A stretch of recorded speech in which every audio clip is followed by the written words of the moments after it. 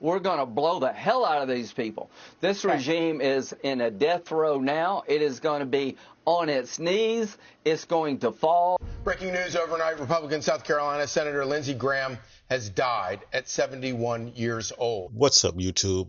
Now, unless you've been living under a rock, which some people are, so don't cancel me for talking about the people living under rocks now. But unless you've been living under a rock, you may not know that Lindsey Graham, Republican senator, has died at the age of 71 years old. Let's look at his progression throughout the U.S. government, where he was first elected into the South Carolina House of Representatives in 1993. He served there until 1995. He later went to the House of Representatives and served from 1995 until 2003.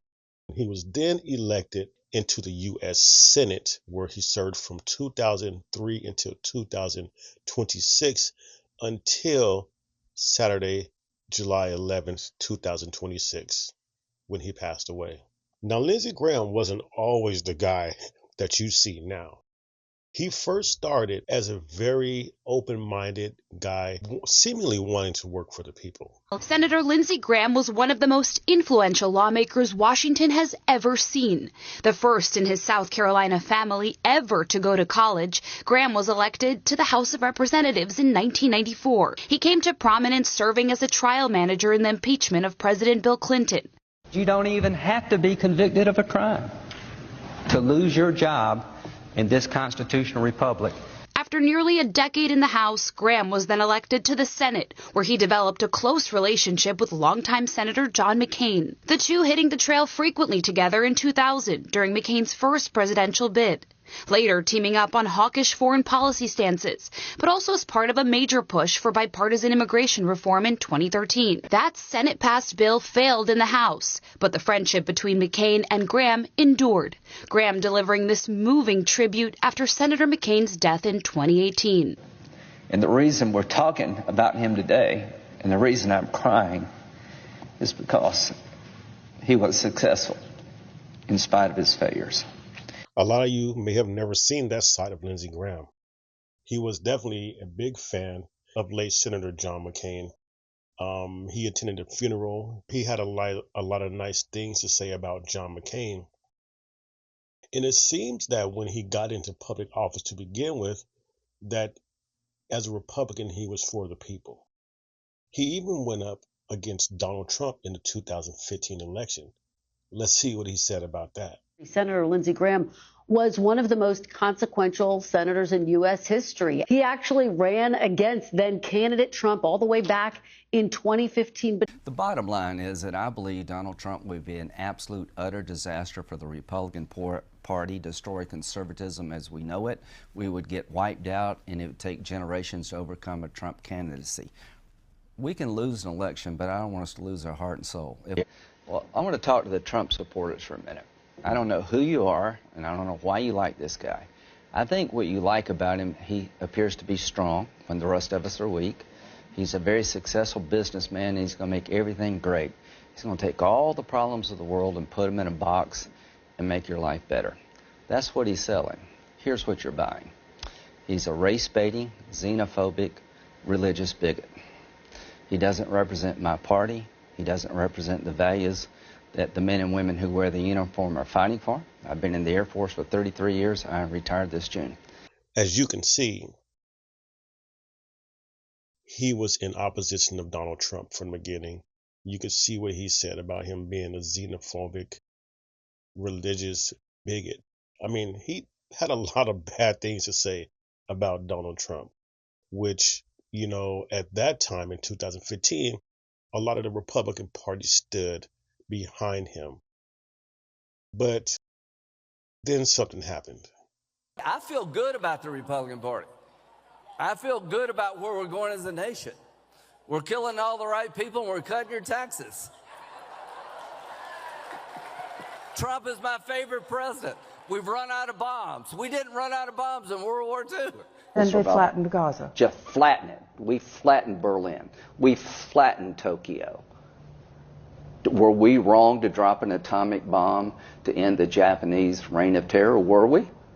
So my view If I were Israel, I would have probably done it the same way. Understand, to all these people who want to criticize Trump, what did you do with Iran? He's the first guy to take this regime on. He's destroyed their nuclear capability. He's obliterated their missile program. We're not done yet. I hope we can end this through diplomacy. But I'll tell you this, to the Iranians, I just talked to Trump today.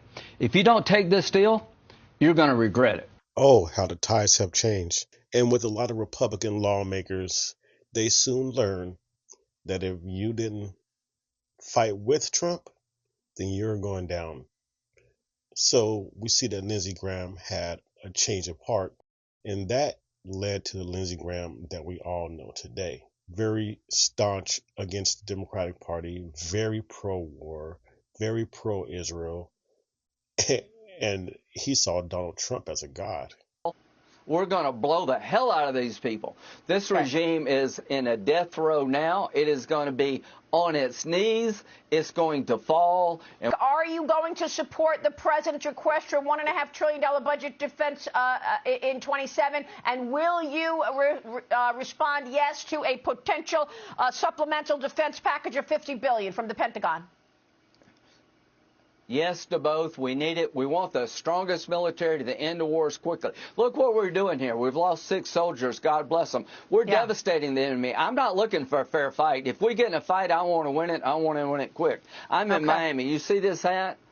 Free Cuba. Stay tuned. Yeah. The liberation of Cuba is upon us. It's just a matter of time now. You see this hat? Make Iran great. President Trump said the only way to make Iran great is for the people to take over.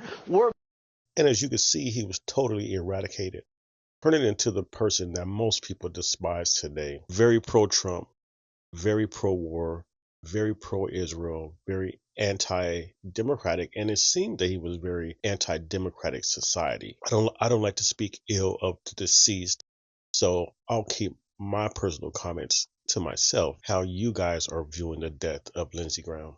Holy shit, Lindsey Graham is dead. Look, I just woke up. I'm in such a it's my birthday, and I get this news to start the day. And I don't care if you're pissed off that I'm celebrating. Lindsey Graham's a terrible person, and well, not anymore, because Lindsey Graham is dead. So, happy birthday to me. And again, this is just one of the many people online today, and a lot of the sentiment behind Lindsey Graham and his passing. Human to human, I really don't like to see anyone died. As far as I know, Lindsey Graham didn't commit any crimes against people. I didn't see his name come up, or that I know of, in the Epstein, files. He just seems to be a person who at one point was for the people, then got indoctrinated by Donald Trump, and quickly about-faced and was all about Donald Trump. And I feel like that's the reason why a lot of people were not in support of him. But I say that to say this. People wishing death on someone is not, again, something that I like to do. Every life is valuable and should be cherished, unless that is you are a heinous, evil person who commits crimes against children, unless you're a person who really isn't good for society. I don't think Lindsey Graham was that person. Did I disagree with his policies? Yes. Did he say a lot of outlandish things? Absolutely. But am I happy that he's dead? No. What does this mean for Donald Trump? And don't forget, we haven't heard from Mitch here in a minute, so it's been about 3 weeks. So maybe I'll be doing another one of these. But I'd also like to thank all of you guys for your support. And also, please, if you're seeing this and you made it this far, please drop a like. Please subscribe if you're not subscribed. I am on the road to 1,000 subscribers, and I appreciate all of you for helping me get there.